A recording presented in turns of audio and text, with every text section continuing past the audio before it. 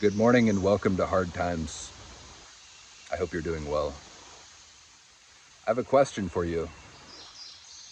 Would you rather today everyone who you encounter gives you a piece of gold?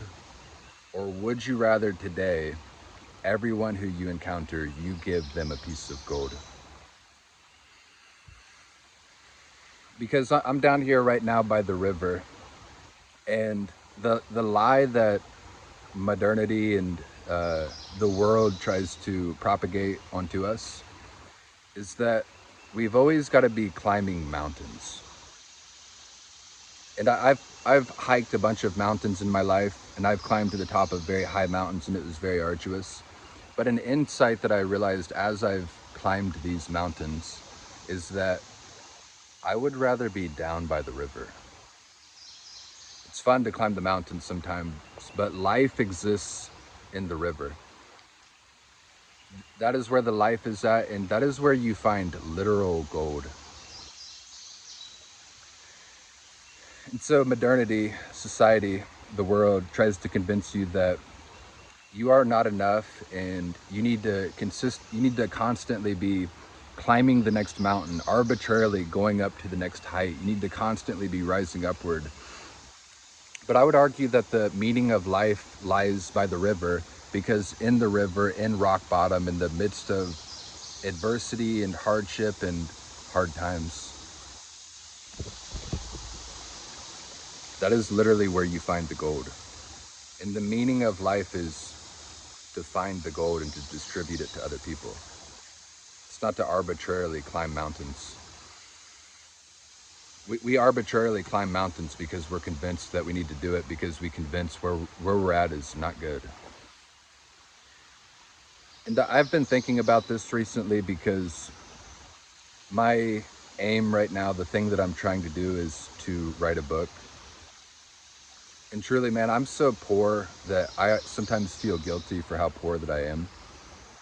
I'm so poor that I feel like there might be something wrong with me. And I know that's a lie, but because I'm in this financial predicament, yet I'm striving to write a book, temptations in my mind come up of, well, maybe if you write a book and it's good enough, you might get to the point where you can rectify this financial predicament.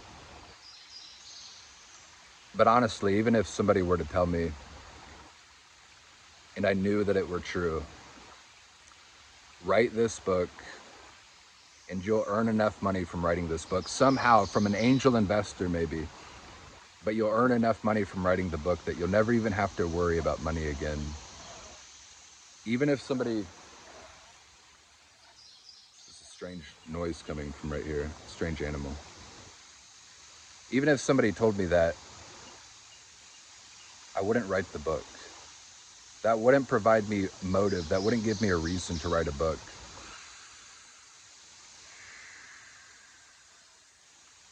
What's better is that when I was about 3 years ago, I quit my job that I'd worked at for 4.5 years, and I had a plan that I was going to sell my house and live in a van. And there was a day that I was at the gym. I was at Lifetime Fitness, and I just worked out, and I was in the sauna, and then I took a shower, and I was putting on my clothes, and I take my coat out of the locker. I put my coat on, and as I'm throwing my coat on, a stranger, random man, looks at me, and he's like, "That's a nice coat. That's a nice coat."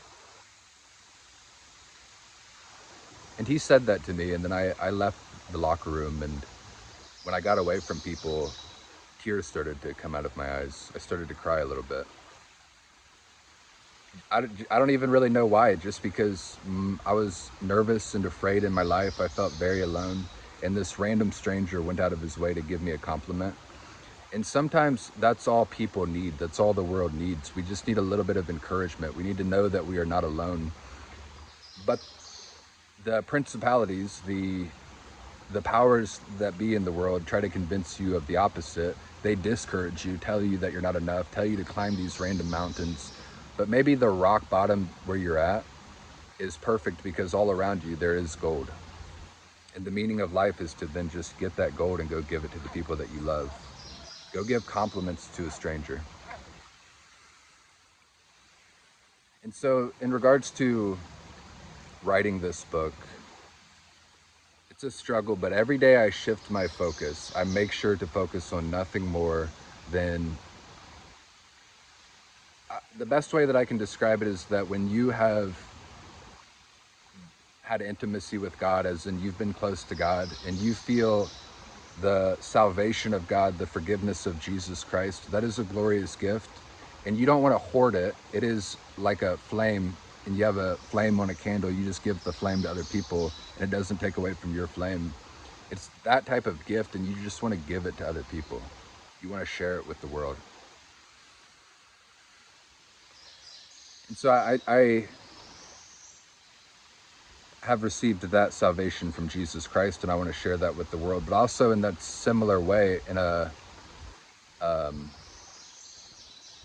like a lesser version of that same thing, a fractal of that same thing. In the darkest moments of my life, family members have helped me, friends have helped me, they've helped me tangibly. Strangers have helped me by giving me compliments, making me feel less alone. But strangers who are authors or painters or musicians, they have helped me as well in making egoless art that brings me out of the darkness, makes me feel like I'm not insane for the way that I feel, because they're speaking vulnerable truths.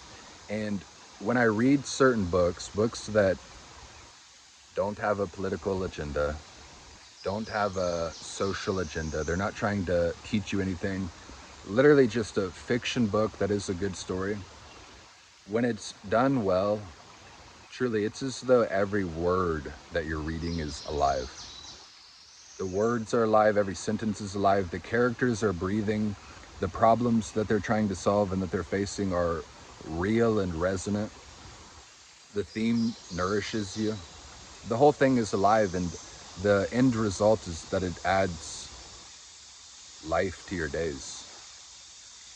You can strive to do one of two things in this world. You can strive to add days to your life or add life to your days. Good art adds life to your days. Egoless art adds life to your days.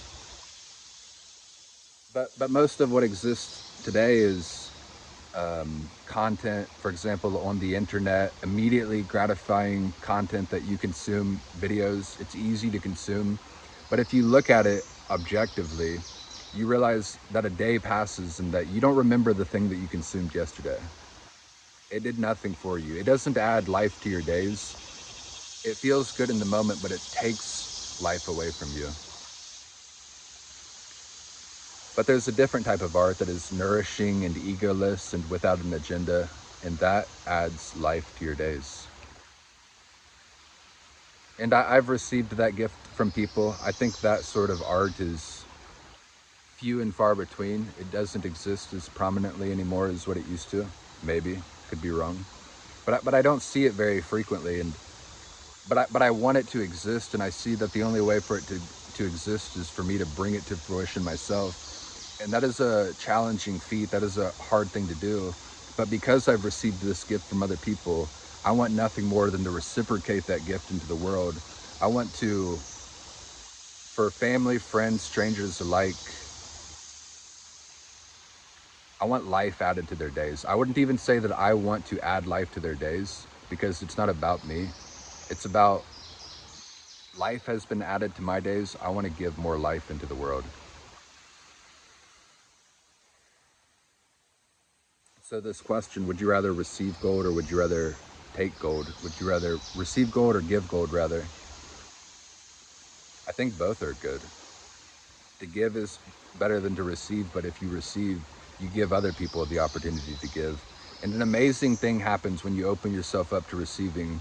Then they have given you something, you get a gift, and then you reciprocate that into the world. And that which is reciprocated into the world is better than that which was given to you. It's an upward spiral. Things just keep getting better. Things just keep getting better. And so I'm grateful for everybody who has contributed to my journey to write a book. And I'm going to list their names here.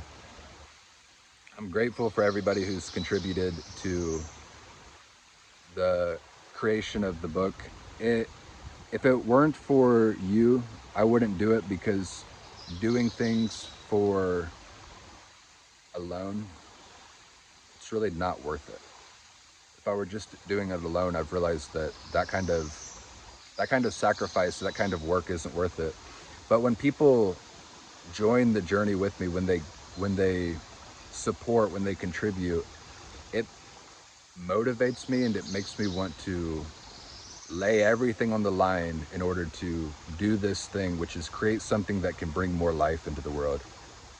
Add more life to the days of those who consume, rather than propagate what is so common today, which is immediately gratifying content, which feels good in the moment but takes from you. It takes energy. It takes life rather than giving life. So I'm trying to build a walled garden.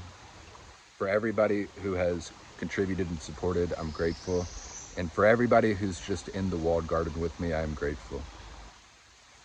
It reminds me that we're in this together, and it just makes me want to spiral up together. And regardless of hard times and the lies of the world telling you to climb mountains arbitrarily, hard times are good, and if you're going through hard times, get the gold and go give it to other people. Being at rock bottom, being down by the river, being at your lowest point, it is good, because that is where the gold exists. And if you get the gold, give it to other people, somehow time reaches back and it makes even the hard times worthwhile. It makes even the hard times worthwhile. So welcome to hard times. I hope you are well. And for you, I am grateful. That's all that I have.